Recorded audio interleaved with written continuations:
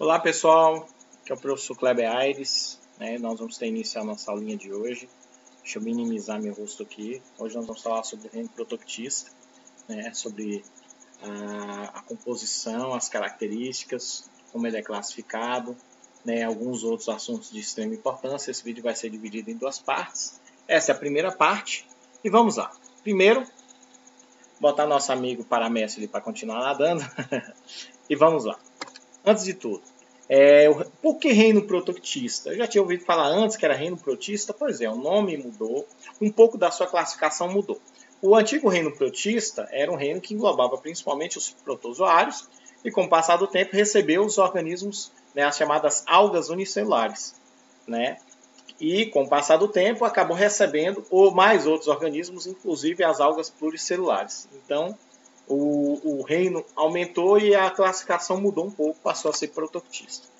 Mas quem são eles? Primeira característica, todos eles apresentam células eucarióticas, portanto são organismos eucariontes. Ah, então todos os organismos eucariontes? Não, gente.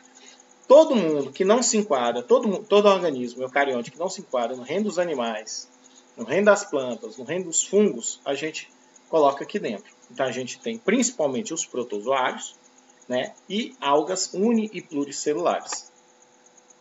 Vamos lá.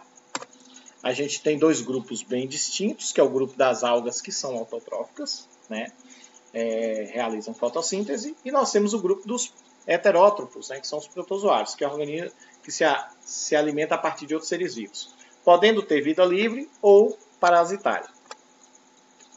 Muito importante a gente observar que, apesar de ser só dois grupos distintos, é muito variado. Então vamos lá. Dentre os protozoários, a gente tem grupos que são divididos mediante as suas estruturas de locomoção.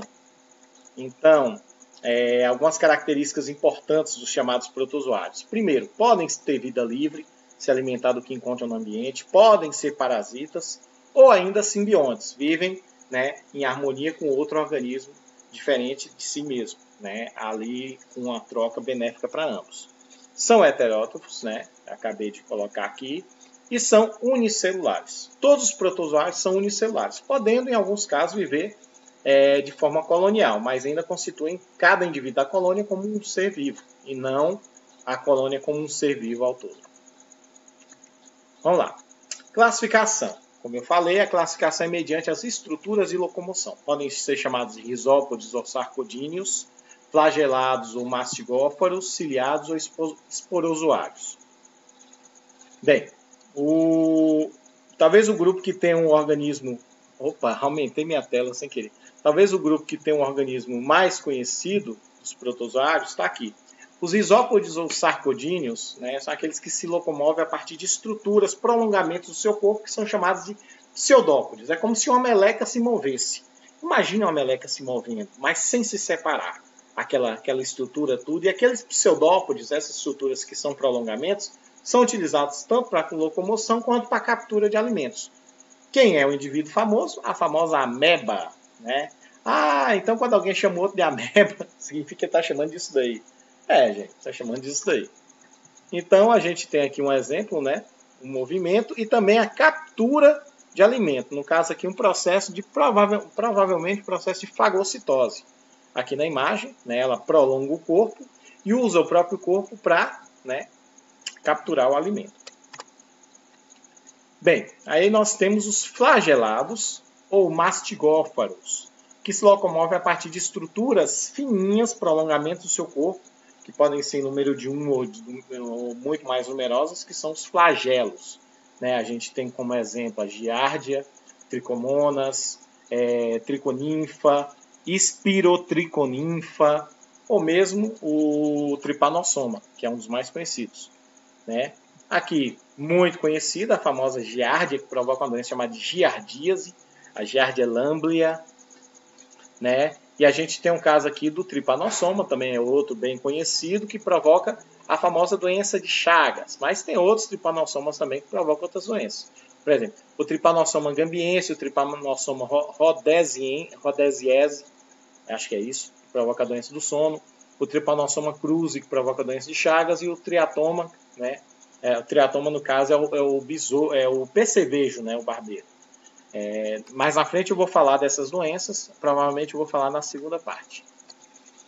E a gente vem aqui para os chamados ciliados, né? O que seriam os cílios? São como se fossem pelinhos em volta, né, da estrutura do organismo unicelular, que se movem, né, continuamente e permitem que esse organismo se mova. Então, aqui é um exemplo do paramécio, que estava lá, acho que me engano, é aquele que estava nadando lá na primeira parte, né, que se locomove assim. E tem aqueles que não têm estrutura de locomoção, né, se movem mediante o fluxo do ambiente onde ele está. Ok? Esses são chamados de esporozoários, né? E aqui embaixo tem uma definição bem importante. Todos são parasitas obrigatórios, quer dizer, não são organismos de vida livre, nem são simbiontes. A principal forma de reprodução é a divisão binária, né? Em que o organismo começa a dividir toda a sua parte interna, citoplasmática, principalmente o seu núcleo. Chega em determinado momento em que ele se divide em 2 organismos. Basicamente é um processo de clonagem natural, né? O que ele cria, basicamente, tem o mesmo material genético dele. E aí entra o segundo grupo, o grupo das algas, em que nós temos organismos tanto uni quanto pluricelulares. Ok? Características. Possuem pigmentos fotossintetizantes, então realizam fotossíntese. Apresentam substância de reserva. Podem ser uni ou pluricelulares, já havia comentado. E muitos podem ser microscópicos, mas tem uma enorme variedade de algas macroscópicas que nós enxergamos, né? Que estão presentes nas costas, nas praias, não só do Brasil, como do mundo inteiro, né? E muitas têm utilidades, inclusive, para a nossa alimentação.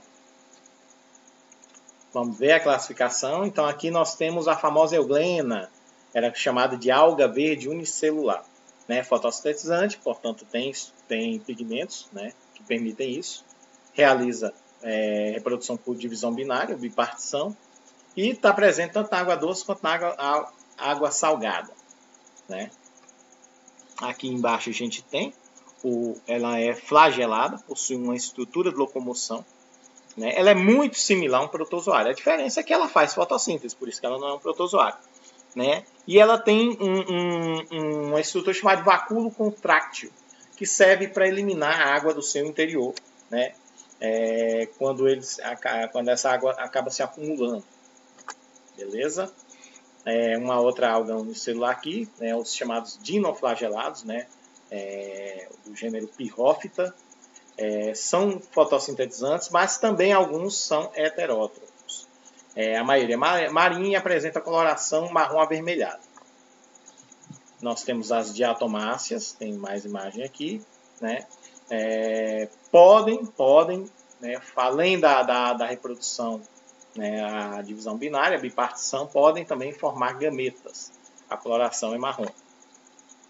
E aqui há algas pardas, né? Aqui no caso é uma alga pluricelular que nós encontramos, né? Podem medir 60 metros de comprimento, né? Elas são capazes de formar verdadeiras florestas marinhas, né? Aqui é do gênero Kelps. Beleza? Algas vermelhas, né? Tamanho um pouco menor, mares, água doce, locais úmidos, elas podem se formar. Um tipo bem conhecido aqui é a pórfira, do gênero pórfira, que é utilizado inclusive no sushi, né? Coloração vermelha. E as algas verdes pluricelulares, porque a euglena é um caso de alga unicelular, alga verde unicelular, que são encontrados em locais aquáticos e úmidos. Beleza? Mas aí entra. E a questão, né, da importância delas. Primeiro, no sentido geral, a gente tem a importância delas no processo ecológico, né, na cadeia alimentar. São responsáveis, né, por ter o seu nicho, seu papel ali na cadeia alimentar. E também, no caso falando das algas microscópicas, tem a questão da produção de oxigênio. Gente, erroneamente, muita gente cita as florestas como produtoras de oxigênio, sendo que durante a noite elas consomem a maior parte desse oxigênio. Não que elas não tenham importância, claro que tem, mantém a umidade, são responsáveis por produzir, né, umidade e o caso da diminuição das florestas faz com que o clima fique mais seco. Então, não é porque a Amazônia não é o pulmão do mundo que a gente tem que desmatar e trocar por pasto, por isso e aquilo, porque não tem a serventia. Na verdade, a serventia é outra. Então, vamos lá. Então, qual é o papel das algas microscópicas? Produção de oxigênio. Basicamente, são as principais responsáveis por produzir o oxigênio que nós temos na atmosfera. Beleza? E ainda tem a questão de servirem de alimentos, né? E a indústria também faz uso delas. Um exemplo muito comum, né, é no preparo do famoso sushi. Para quem gosta ou para quem não gosta, né, mas acredito que todo mundo conheça. Né? Sushi é um nome genérico, tem vários tipos. Né? Alguns algas vai por dentro, outras algas vai por fora, né, e etc. Beleza?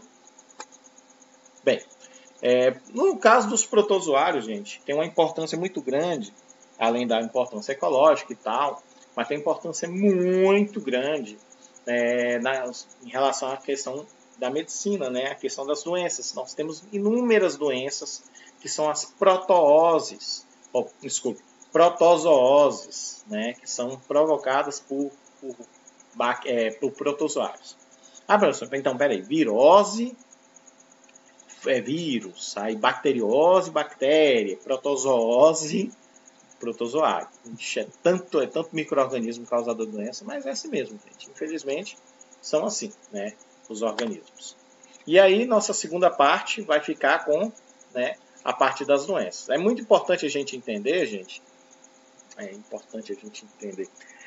que na classificação dos seres vivos, quando a gente começa a observar, né, sendo o primeiro o reino bactéria, o antigo reino Monera, e depois já entra no reino protoctista, nós temos aqui os primeiros organismos, né, se a gente for considerar dessa forma, os primeiros organismos eucariontes, né, os primeiros que formam células eucarióticas. Então a gente tem provavelmente aqui os primeiros heterótrofos, nós temos aqui os primeiros autótrofos, né, que são no caso as algas, e etc. A partir daqui tem um processo, a partir do processo evolutivo a gente vai encontrar, né, estruturas mais complexas, mas que não estão dentro desse reino.